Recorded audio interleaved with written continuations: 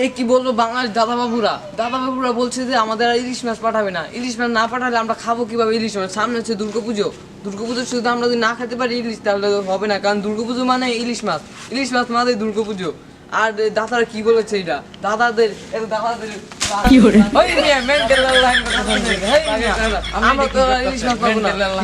পাগল আছেন মিয়া আরে ভাই কি শুনেছেন জানেন না ভাই, বাংলাদেশে যে ইলিশ মাছ পাঠাবে না, আমাদের মাথা মতো তো নষ্ট। বলেন কি ইলিশ মাছ ছাড়া তো আমি রুই মাছও খেতে পারি, আপনি তো পারেন পাগলের লাইন না করলেও পারেন। আরে ভাই ইলিশ মাছ বুঝতেছেন না আপনি ব্যাপারটা, ইলিশ মাছ। তোর মিয়া পাগল। এখন আমরা কি করব?